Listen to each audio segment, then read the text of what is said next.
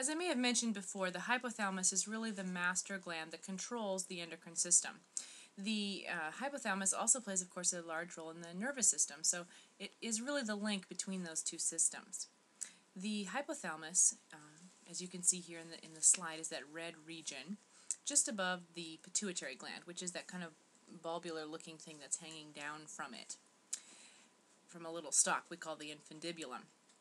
The hypothalamus is very important because it produces in itself the two hormones that are released by the posterior part of the pituitary gland, oxytocin and ADH, or antidiuretic hormone.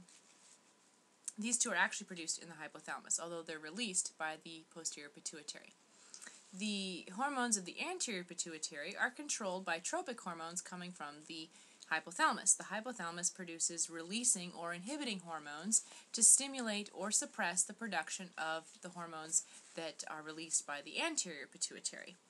So as you can see, it really is the controlling entity for both the endocrine system, and it has a lot of control in the nervous system as well. In this diagram, we can kind of see the connection between the hypothalamus and the pituitary gland itself.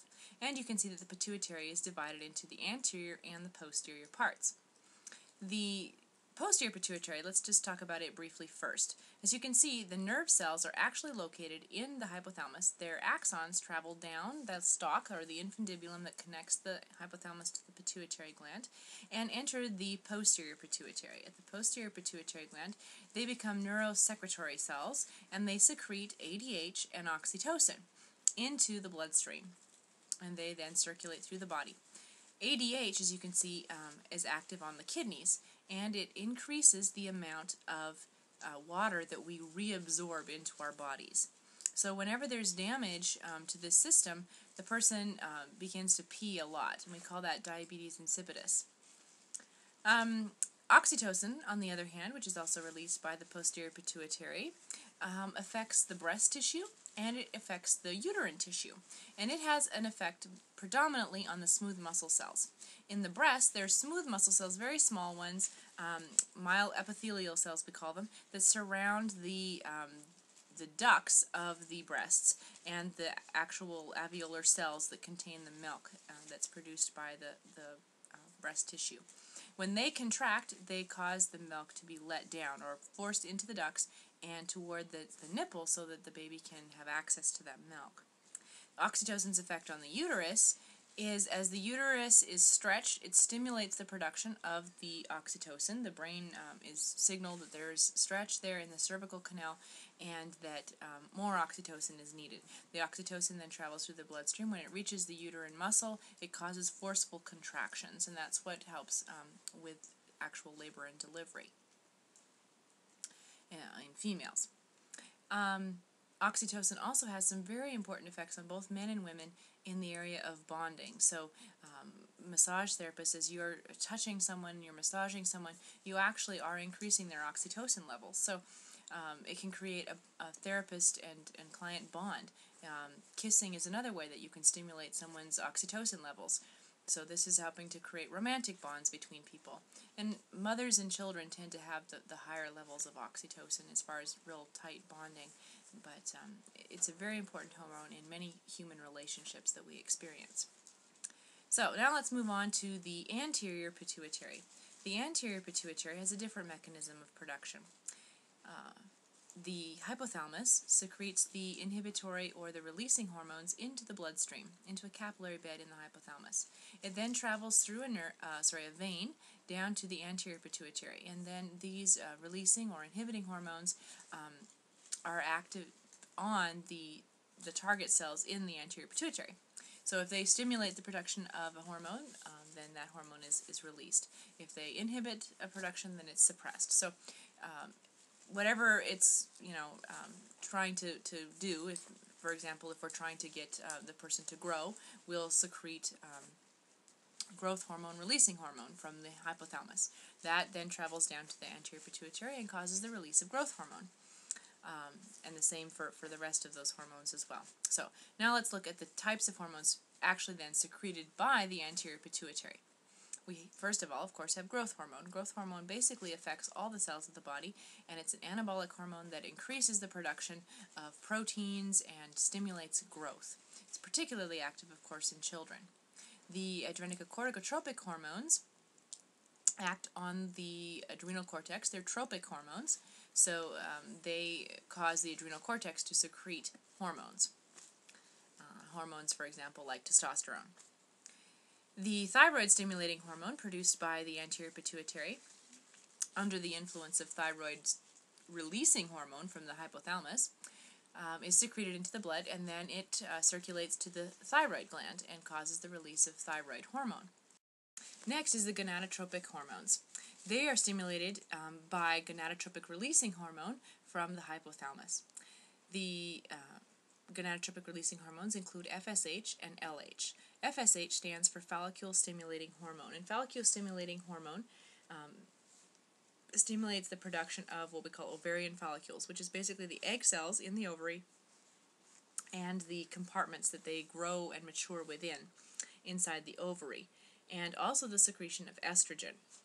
In males, it helps to stimulate what we call the seminiferous tubules, or the area where the sperm are produced, and stimulates the production of sperm. LH, or luteinizing hormone, on the other hand, it's also a tropic hormone, so it goes to the organs of the ovaries and the testicles, and supports the production of additional hormones. So the female is stimulated to ovulate and release the mature eggs for possible fertilization. It also helps to form what we call the corpus luteum, which is a progesterone-secreting body within the ovary that is left over after ovulation. It also helps to stimulate production of estrogen in females. In males, on the other hand, luteinizing hormone helps to stimulate what we call the interstitial cells, and these are cells that are supportive cells within the testes that secrete testosterone. The last of the hormones that is released by the anterior pituitary is prolactin, and there's two hormones in the hypothalamus that cause its or inhibit its secretion. There's prolactin-releasing hormone and prolactin-inhibiting hormone, and these are balanced out so that there's not really any milk production in a woman that is not pregnant or breastfeeding. If a woman does begin to breastfeed, or she's pregnant, the prolactin levels increase during the pregnancy, and then after the delivery of the baby, they increase some more, and during stimulation with the baby suckling, it increases prolactin levels and increases milk production. Now we'll be going through the individual endocrine organs and talking about their specifics. First, we'll start with the thyroid gland, which is located just below the larynx on either side of the windpipe, or the trachea. As you can see, it's kind of got two wings on either side of the narrow connecting, we call it an isthmus, in between.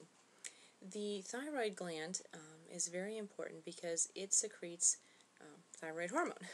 And thyroid hormone is important because it regulates the metabolic rates of our body cells. So basically all the cells of the body are affected by this hormone.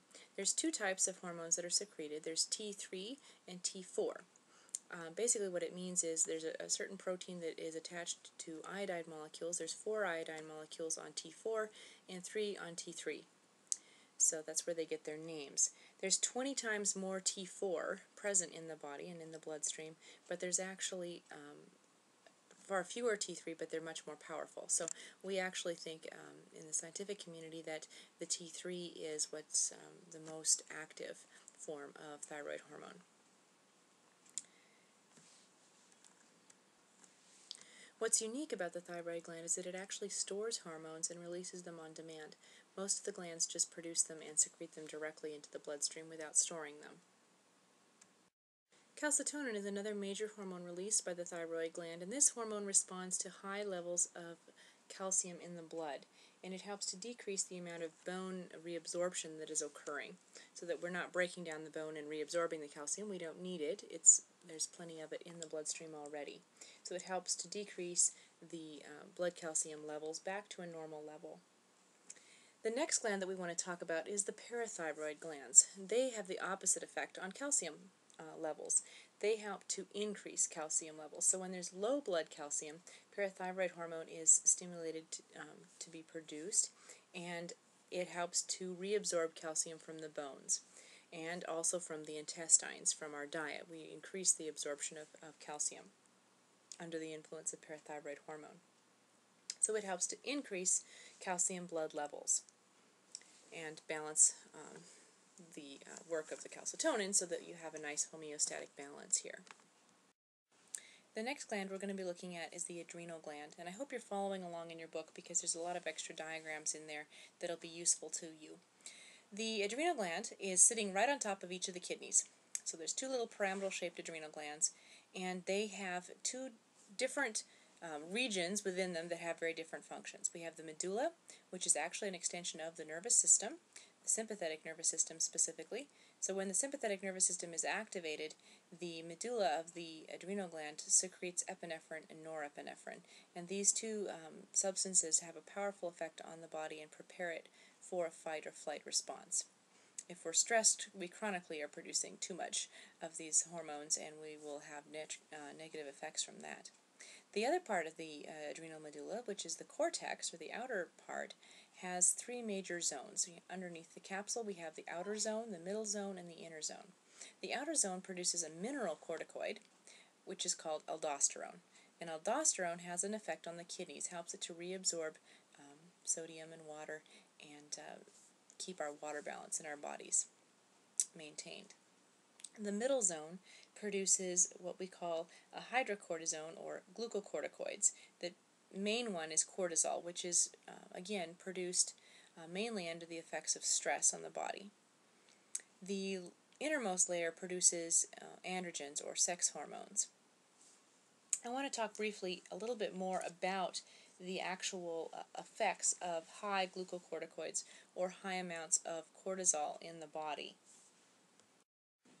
So here's an example of what cortisol and stress really does to our bodies. First of all, it increases and mobilizes the stored resources of fats and proteins in our body and produces glucose out of it. This can lead to hyperglycemia or high blood sugar, and as you can imagine, it can cause diabetes. The next thing that can happen is atrophy of the thymus. The thymus we'll be talking about in a few minutes, but basically it's what produces our T lymphocytes and those that help with our immune response. So we have decreased immunity. We have decreased eosinophils, which is another form of white blood cells, and they're the ones that are responsible for allergic reactions. So asthmatics and people who have a lot of allergies often take a lot of cortisol-type injections and medications, and this can have a very detrimental effect on their body, as you can see. It's great for the emergency, but it has some long-term effects. The last effect here is that it inhibits the inflammatory response, which can be positive because it reduces pain and swelling and all those sorts of things, but it also has some negative effects on the strength of the tissues during the healing process. So it does help, though, with accelerated recovery. So if someone has inflammation in their joints and things like that, they often will give them cortisol shots because that helps to kind of quickly decrease the inflammation.